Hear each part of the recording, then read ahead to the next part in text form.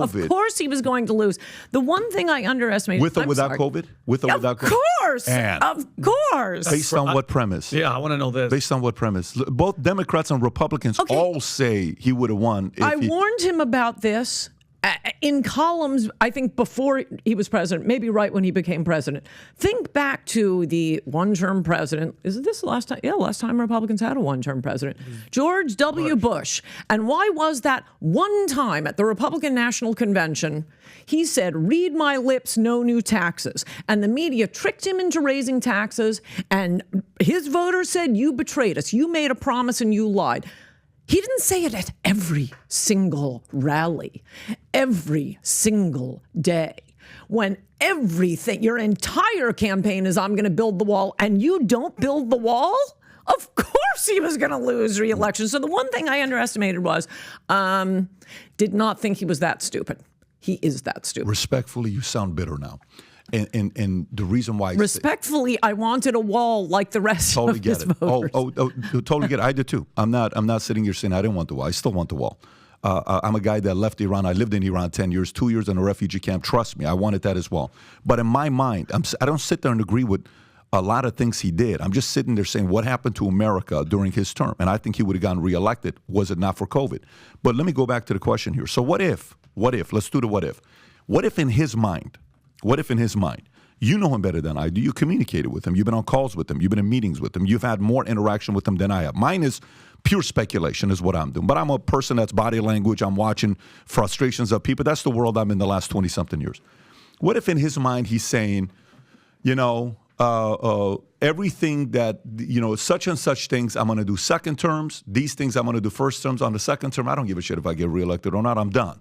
So you like me, don't like me, I'm going to get all of this stuff done in second term, first term.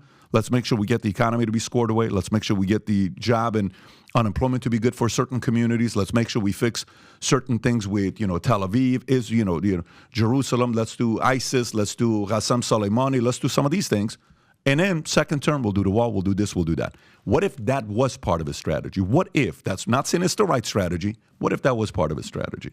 Well, he should have told us that during the campaign. I'm not going to build the wall first term. No, when I said I'm going to start day one, when I said I'm deporting dreamers day one, no, what I meant was day one of my second term. So A, don't lie to us when you're campaigning and getting our votes. B, you sound like a battered woman making excuses. Well, maybe he won't hit me next time. It's been 4 years. He's been beating the crap out of you. He had 4 years, Patrick. 4 years, 2 with a Republican Congress. Oh, but I know he could have not hit me, but maybe he was thinking he was waiting for our golden anniversary to stop hitting me. He was just waiting for that perfect time. No, he had 4 years. He didn't build it. I don't know what other proof you could possibly want. But didn't they? I mean, they did start. He did building nothing for 2 years. There was zero building of the wall during Trump's. And in the end, he built, according to his own Homeland Security, about 50 miles. And 50 miles across a 2,000-mile border. And then how much of all that, with what Pat said, the goals and this and that, I do disagree. I think Trump would have won 100% if there wasn't COVID. But what about everything that was happening during that 4 years? Russia, collusion, racist. It was just over and over and over. How can you even focus at one thing when they were trying to get him out since day one? Well, if he can't focus, he shouldn't be president. And it was the same way during the campaign. You think they were, it was all, wine and roses during the campaign. It was one thing after another. The Mexican judge, the Mexican rapist, every little thing he said, they would leap on. It was headline news. He was bozo, the McCain thing. How about Access Hollywood? They wait until 11 days before the election. And yet he still managed to give those rally speeches saying, I'm going to build the wall. Day one. He could stay really focused when he was hornswoggling us. Mm-hmm. But then when he has all the power in the world, he's president of the United States. He can hire whomever he wants to. He can get the wall built. Day one, like you said, in Anchor Babies, day one. And he totally could have done that. He kept claiming, hey, let's take Anchor Babies. Anchor Babies, as I'm sure you all know from my magnificent book, Adios America, Anchor Babies are an invention of one justice on the Supreme Court, Justice Brennan, wrote, it's not even part of the holding. It's dicta, as we lawyers say. It's in a footnote that anyone born in the United States, even to an illegal, an absurd concept, is a United States citizen. And, I always thought, that's odd. Why would the drafters of the 14th Amendment have thought, okay, everybody, now in case a Mexican runs across the border at 8 months pregnant, we've got to make sure that child is a citizen. And everyone's saying, oh my gosh, that isn't already in the Constitution. I mean, it makes no sense. So I look it up. I find out it's just from this one case. Justice Brennan drops it. No Congress has ever passed a law saying the children of illegal aliens are citizens. No court has ever ruled that. It is just like a policy that's followed. In fact, after the 14th Amendment, you know who wasn't a United States citizen? The children of American Indians born on U.S. soil were not U.S. citizens because they were subject to the tribal law. It is famous federal judges who don't agree with me on anything. Richard Posner, most cited federal judge, 7th Circuit. He used to say, would you end this nonsense? And this was 30 years ago. He was begging Congress to clarify that the 14th Amendment does not apply to anchor babies. Okay, having given you that history, what would a president do about it? Well, I'd push Congress to pass a law. But in the interim, sign an executive order. Weirdly, in this one case, you're not overturning a law, you're not overturning a court case because, there is no law, there is no court case. And he kept saying he was going to do it. He said it during the campaign over and over and over again. When the next and almost last time he said it was right before the midterm elections. It would have taken him less time to sign his name than to put out a press release saying he was going to issue. So why do you think he didn't do it? He doesn't give a crap. About what? About anything he said about immigration and the border and anchor babies. He doesn't care. He wants to, it's all The Apprentice to him. He wants to be beloved. He wants to be able to sell stuff. He wants the crowds cheering for him. So as long as he says it, I mean, he's as dumb as the media is. They both seem to think that once the words come out of his mouth, it's as if he's done it. So he gets attacked as if he's done it. He feels like, oh, well, that's done. I said I'm going to do it. So then you think the big poll lead that he has right now on everybody else, all those guys that support him are dumb. You're saying no. I'm saying he's. What are they happy about? Think what they're happy about. Like, why are they doing it again? I don't know. I could be wrong. I think a lot of it is hatred for his enemies, and I understand that. I mean, that's why I think a lot of us really liked Sarah Palin, who had a lot of flaws, and yet it's the enemies of my enemies. And oh my gosh, are the enemies of Donald Trump easy to hate? And have you ever been married before or no? Mm-mm. Did you ever get close to getting married? Mm-hmm. What?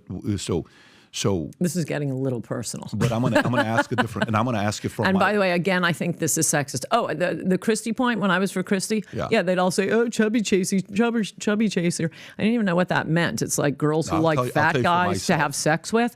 No, this isn't a sexual thing. I want a wall. My social life is fine. No, that's not what I'm asking. But the part I'm asking is. When you're saying this is getting kind of personal, it's a question. You don't have to answer it. You can simply say, I don't want to talk about it. I'm totally okay with that. No, I feel certain people are very hard to please. I'm not hard to please. Well, let me make my point. So, for example, I've had relationships this is where... the craziest thing I've ever heard. He runs on building a wall. Yeah. 4 years he doesn't build a wall. No, it's fine. Oh, you demand everything. No, but I would... can't please this woman. Are you mad? No, I'm not. I'm not mad. I'm just watching you.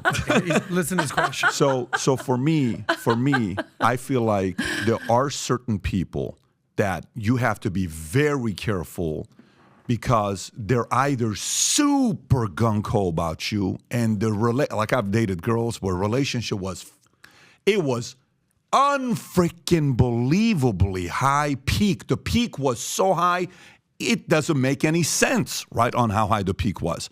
Like, this is going to be freaking insane. But, dude, talk about the low. The low was painful. You needed 15 therapists and friends and sponsored by tequila and vodka and whiskey to be able to tolerate the shitty low you would go through with this girl. And I'm like, I can't tolerate this shit. And I've been around the block. I'm like you when you were talking about, at first I wanted this girl,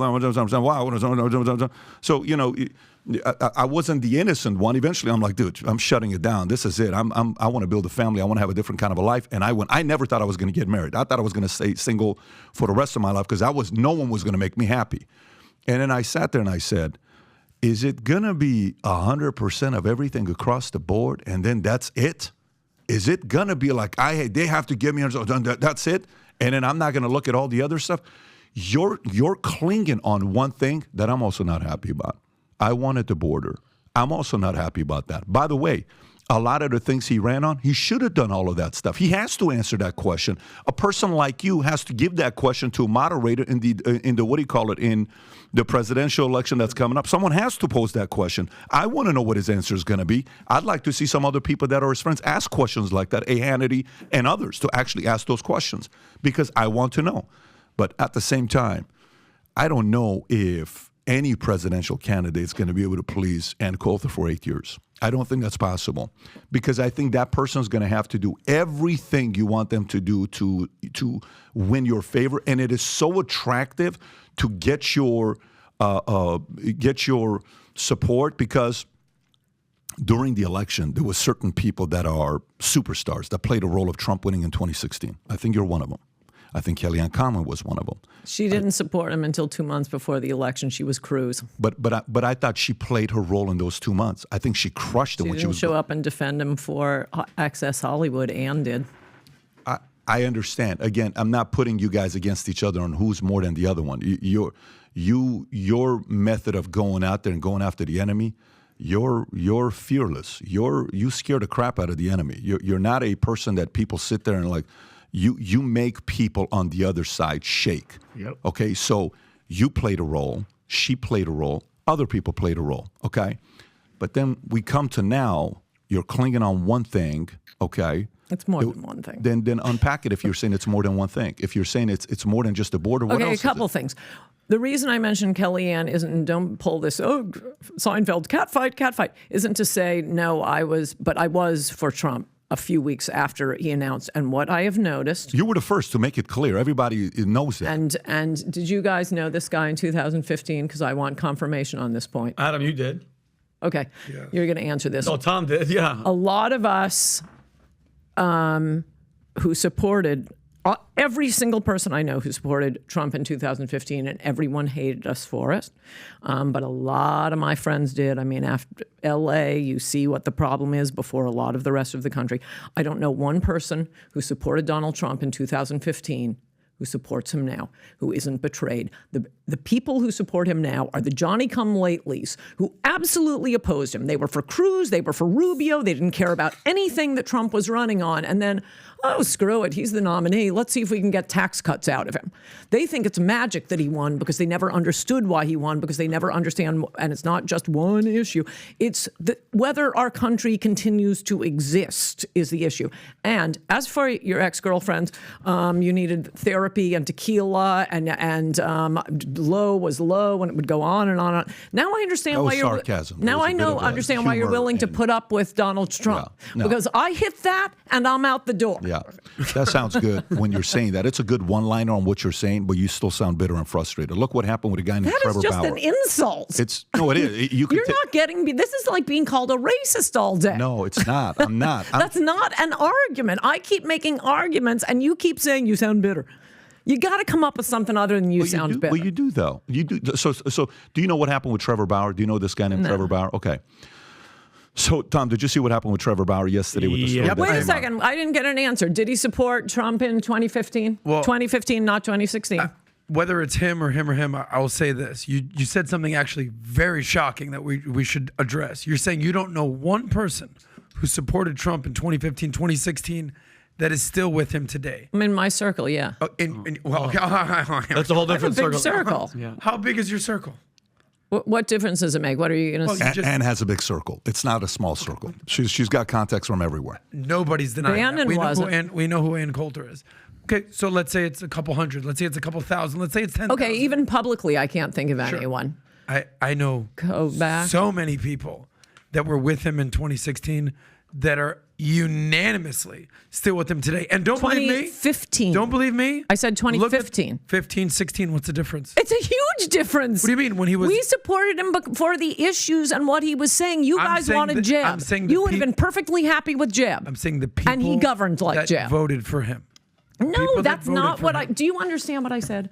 I There's a reason that I'm saying 2015 and not 2016. You're saying that Obviously, people who supported him in 2016. Who else would it be? The people who voted him Okay. against him in you're saying- 2016. No, what you're asking about is in 2015 when he declared, and we still had Cruz, Jeb, Rubio, and a cast of thousands, All of them. right? And some of them hadn't even fully declared yet, right? The All gold through rush happened. 2015. Fox 100% against him. Murdoch against him. Right, Wall so you're Street Journal saying- against him. Did you support him when he declared in 2015 and where you had this slate? And to your point about name recognition, everybody thought that Jeb was going to roll. And at Thanksgiving, $140 million, they won. Yep. Yep. At Thanksgiving 2015, all the money in the PACs was behind Jeb. Pledge, not donated, but pledge. He had it all. So you're saying, were you behind Trump 2015? I'll say I wasn't. I was beginning of 16. Soon as I saw him picking people off, soon as I saw what he was able to do, I said, that cat's is going to keep picking these people off. And so, Well, could I say so one thing? I was early 16, but I see what you mean. It's like when he declared, were you with him and saying, this is my guy? Or Not just June 15th. I'm giving you 6 months to come around. He kept talking about immigration. And I would add that you think he's a good debater because, and I looked this up and wrote about this recently on Substack too. It's easy to forget because he did kind of change the whole campaign, sort of changed the landscape. Republicans are afraid to say some of the stuff they used to say. Everyone on that debate stage with him was open borders. And they were all attacking him when he came out for the Muslim ban. Paul Ryan, the rest of them, that's not who we are. So he was being attacked specifically the same way DeSantis does the right thing on COVID, and he's being attacked, and he stands strong. Trump was standing strong. All the rest of them were attacking him. That's the 215 landscape for you. Those of you who didn't support him in 2015 don't give a crap about immigration. You want a tax cut. So congratulations, you got your tax cuts. But those of us who supported him for the issues he ran on that set him apart from every other candidate say he failed. You're talking about the early adopters. Well, because 6 months you have. Well, and take somebody like me because I'm the average Joe, military veteran, family, legal immigrants, brother and sister, military veterans as well. I could honestly have cared less about Trump. You're fired, all that. I could never care less. The personality when he was on stage, when he started going at people, then I started becoming more attracted because I'm like, okay, he's funny, he's witty. I'm a comedian myself. But then I think once seeing what they did with, the collusion, the Russia, and that he risked, and I got into it with Steve Schmidt big time, where I was like, because he's just Lincoln Project, it's all BS. I go, this guy sacrificed everything, wittingly or not wittingly, pulled back the curtain and let us all see what they were doing. So it's like almost like we want him, and again, I'm saying for us because these are the people that you guys were talking about. It's almost we have to because it's not fair what they did, and we want him to go again. The ISIS he destroyed. To me, he tried with the wall. They wouldn't let him because of racism. He's racist, Mexicans, all that stuff. I'm that average person that's like, I'm sticking with the guy that I went for the first time, and I want to see him try to accomplish all those things the second time because from the beginning it wasn't fair. I'm that average person that was with him from 2015 because once I started seeing him, I was like, it's Trump. I'm from New York. You're from New York, right? And I wanted that guy to win. So it's like, I'm that average person that's still sticking with him to this day. It's weird. I'm that guy. I'm that guy that you guys keep talking about because I'm like, everything's, they're cheating. They're actively cheating right now. In New York, this case, the judge is smiling and laughing in the camera. It's all political. It's all to destroy the guy. I get what you're saying. And trust me, I'm 100% pro-wall. I'm 100% pro-military. I want all the soldiers that are just hanging out here and they're not deployed anywhere, put them on the border. I want armed people at the border to secure us. And I feel you in that sense that they did fail, but all the other stuff, we can't deny all the other stuff that he did. He did a lot. I will tell you this. I would like to pursue that one. Yes, I loved his judges, but it was all the Federalist Society picking them because luckily Jared Kushner didn't care about judges. So I don't think you give him a lot of credit for the judges because any Republican, these are the ones the Federalist Society was sending up. And that's who the Republican presidents listen to. They happen to get it right this time. The Federalist Society has gotten better too. So other than, I'm excluding that. What did he do that you like that Jeb Bush wouldn't have done? Well, here's how I'll answer that. Where we are right now today, just look at America. Compare that to, let's say, 2017. No. It's not compared to a Democrat. That's easy. No, not Democrat. Well, that's easy. But what I'm saying is, though, that's the America that I want to live in. I want to feel safe. I want the economy to be booming. And then all of a sudden, and this virus comes out of a lab that we own from a country that he's holding accountable. Because mind you, the establishment love China. They love that relationship with trade and everything. Trump came in and said, no. You guys are going to pay for your shit. And then all of a sudden, on election year, this virus just comes out, shuts down the whole world, mail-in ballots. It's almost like it was a plan, but that's my point. I felt way better. I could have cared less. The racism and all that, I was like, yeah. I didn't believe any of that. But now if you look at what's happening, like it's a no-brainer to want that guy to be running. Well, one of the things besides COVID that was very big in 2020, and you say, and this reminds me that you want to feel safe, and boy, we don't feel safe now, especially in New York and LA. Oh God, Philly, all these places. San Francisco. I mean, if you're a city person like I am, where do you go? Anyway, and that was the George Floyd, May 25th, 2020, changed the world. We have to release all the criminals, among other things. Mm-hmm. One place you would have been safe in 2020 was in Florida. Thank you, Ron DeSantis, passing law after law where you can shoot looters, anti-rioting laws. I mean, there were specific actions he took that meant there were no riots and no police stations were burnt down and you did not have police being assaulted. What did the commander-in-chief do? What did Trump do? He sent out tweets in all caps, law and order. Point one. Point two, you know what he said in the first debate with Joe Biden? And this is after a year of them burning, BLM and Antifa, burning down police stations, ripping down statues. I mean, anarchy like I've never seen in this country before. When that police station went down in Minneapolis, I was watching TV crying. It was so horrible. They talk about January 6th. Let's talk about that. At the first debate, what did Donald Trump say to Joe Biden? You called them super predators. I'm releasing people from prison. How about the First Step Act? Thank you, Jared. He's releasing criminals. You want to feel safe? Donald Trump ain't your guy. So if you like this clip and you want to watch another one, click right here. And if you want to watch the entire podcast, click right here.